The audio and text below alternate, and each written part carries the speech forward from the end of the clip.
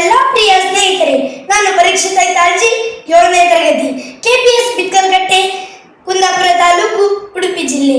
ಇಂದು ನಾನು ರಾಜಕೀಯದಲ್ಲಿ ಭ್ರಷ್ಟಾಚಾರ ಎಂಬ ಮಹತ್ವದ ವಿಷಯದ ಬಗ್ಗೆ ಒಂದೆರಡು ಮಾತನಾಡಲಿದ್ದೇನೆ. ರಾಜಕೀಯ ಎಂದರೆ ದೇಶ, ರಾಜ್ಯ ಅಥವಾ ಸಮಾಜವನ್ನು ಸರಿಯಾಗಿ ನಡೆಸುವ ವ್ಯವಸ್ಥೆ ಮತ್ತು ಕಾರ್ಯವಿಧಾನ.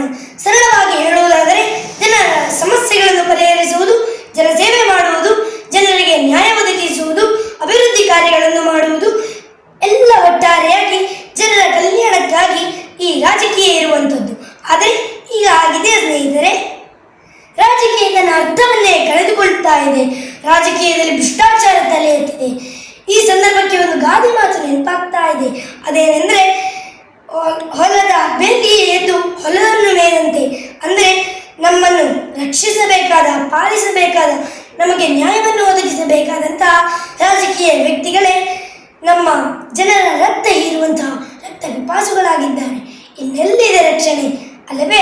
ಜನಸೇವೆಯೇ ಜನಾರ್ದನ ಸೇವೆ ಎಂಬುದನ್ನು ಬದಿಗೊತ್ತಿ ಸ್ವಾರ್ಥಕ್ಕಾಗಿ ಹಣದ ಲಾಲಸೆಯಿಂದ ಲಂಚ ಪಡೆಯುವುದು, ಅಧಿಕಾರದ ದುರುಪಯೋಗ ಮಾಡಿಕೊಳ್ಳುವುದು, ಸರ್ಕಾರದ ಹಣವನ್ನು ನುಂಗಿ ನೀರು ಕುಡಿಯುವುದು, ಬಡವರ ಸಣ್ಣ ಕೆಲಸ ಆಗಬೇಕಾದರೂ ಲಂಚ ಕೊಡುವಂತೆ ಪೀಡಿಸುವುದು, ಇದೆಲ್ಲ ಭ್ರಷ್ಟಾಚಾರದ ಹಲವು ಮುಖಗಳು.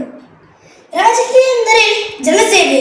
ಆದರೆ ಈಗಿನ ಕಾಲದಲ್ಲಿ ರಾಜಕೀಯಕ್ಕೆ ಸೇರುವುದೇ ಹಣ, ಆಸ್ತಿ ಮಾಡುವ ಉದ್ದೇಶದಿಂದ ಎಂಬಷ್ಟರ ಮಟ್ಟಿಗೆ ಬದಲಾಗಿ ಹೋಗಿದೆ. ಇದಕ್ಕೆ ಮತದಾರರು ಕೂಡ ಕಾರಣವಾಗಿರಬಹುದು. ಹೇಗೆಂದರೆ, ರಾಜಕೀಯ ವ್ಯಕ್ತಿಗಳು ನೀಡುವ ಹಣದಿಂದ ನಮ್ಮ ಮತವನ್ನು ಮಾರಿಕೊಂಡು ಭ್ರಷ್ಟರನ್ನು ಆಯ್ಕೆ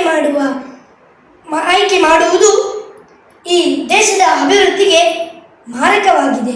ಹಣ ಎಂದರೆ ಹೆಣವೂ ಬಾಯಿ ಬಿಡುತ್ತೆ ಎನ್ನುವ ಹಾಗೆ ಲಂಚದ ಮುಂದೆ ಪ್ರಾಮಾಣಿಕತೆ ಕಣ್ಣೀರಿಡುತ್ತಿದೆ. ಹಣಕ್ಕಿರುವ ಬೆಲೆ ಗುಣಕ್ಕಿಲ್ಲದಂತಾಗಿದೆ.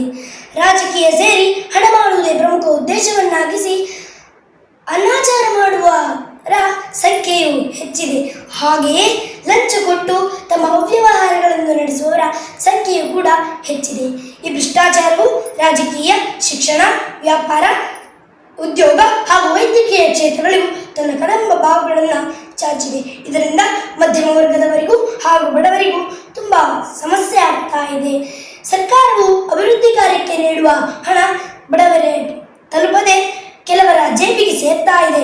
ಇದರ ಪರಿಣಾಮವಾಗಿ ರಸ್ತೆ, ಶಾಲೆ, ಆಸ್ಪತ್ರೆ, ಕುಡಿಯುವ ನೀರು, ಶೌಚಾಲಯ ಇನ್ನಿತರ ಸೌಲಭ್ಯಗಳು ಸಿಗದೆ ಅಭಿವೃದ್ಧಿ ಕುಂಠಿತಗೊಳ್ಳುತ್ತದೆ.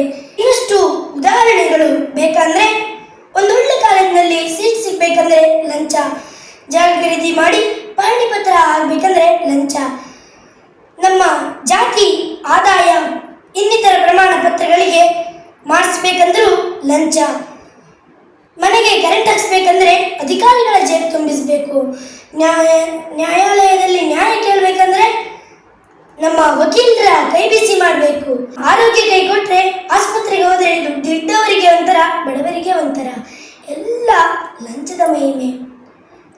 ರಸ್ತೆ ಹಾಗೂ ಶಾಲಾ ಕಟ್ಟಡ ನಿರ್ಮಾಣ, ಸೇತುವೆ ನಿರ್ಮಾಣ ಇನ್ನಿತರ ನಿರ್ಮಾಣ ಕಟ್ಟಡ ಕಾಮಗಾರಿಗಳಲ್ಲಿ ಕಳಪೆ ಕಾಮಗಾರಿ ಮಾಡಿ ಹಣ ನುಂಗುಬಾಕರ ಸಂಖ್ಯೆ ಹೆಚ್ಚಾಗಿರುವುದು ವಿಷಾದನೀಯ. ಒಂದು ಕೊಳೆತ ಹಣ್ಣು ಇಡೀ ಬುಟ್ಟಿಯನ್ನೇ ಕೆಡಿಸುತ್ತದೆ ಎನ್ನುವ ಹಾಗೆ ಒಬ್ಬ ಭ್ರಷ್ಟರ ನಡೆ ಇಡೀ ಸಮಾಜಕ್ಕೆ ಹಾನಿ. APJ ಅಬ್ದುಲ್ ಕಲಾಂ ರವರು ಹೇಳುವಂತೆ, ಈ ದೇಶವನ್ನು ಬದಲಾಯಿಸಲಿಕ್ಕೆ ಮೊದಲು ಯುವ ಜನತೆ ಬದಲಾಗಬೇಕು. ಅವರು ಲಂಚ ಕೇಳುವವರ ವಿರುದ್ಧ ಹಾಗೂ ಲಂಚ ಕೊಡುವವರ ವಿರುದ್ಧ ಸಿಡಿದೇಳಬೇಕು.